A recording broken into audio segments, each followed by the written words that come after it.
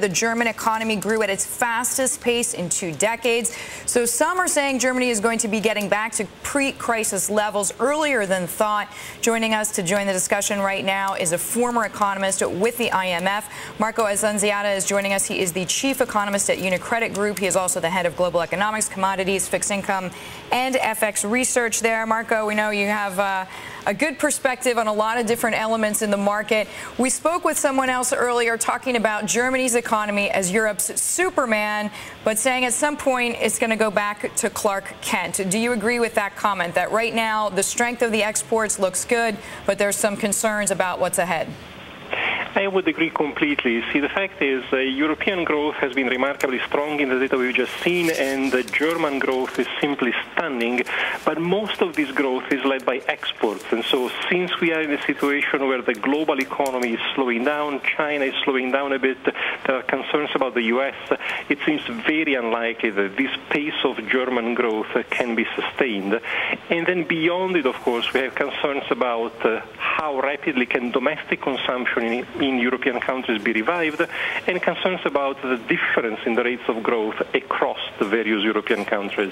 Marco, I want to come back to that point in a minute, the difference in rates of growth between the Euro member nations, but I want to bring in something that Sarah Eisen had said, that essentially there's no new news. In other words, everybody expected the export picture in Germany to be strong, so there's a little bit of a lack of a catalyst, at least as far as the markets go. But what about strength? I mean, we've been bemoaning the fact that Germans don't spend, but we did see some signs of life both from the German consumer and the French consumer. Is that not reason for a little bit of optimism?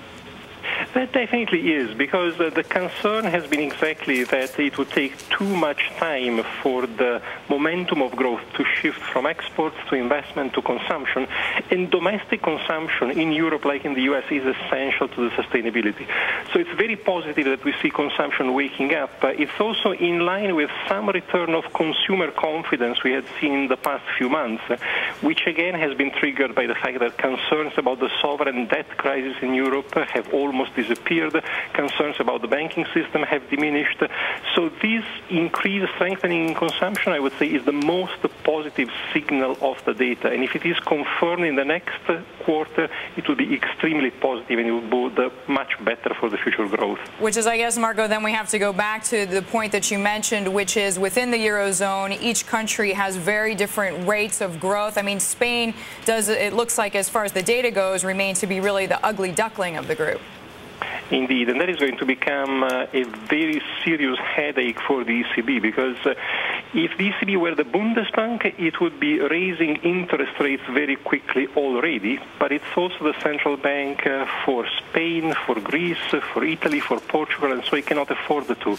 So this divergence of rates of growth across countries, it's going to become more and more a serious problem. Remember, it also lies behind some of the imbalances and some of the differences in fiscal performance which have led to the concerns about debt sustainability in the past. So it's a very serious issue.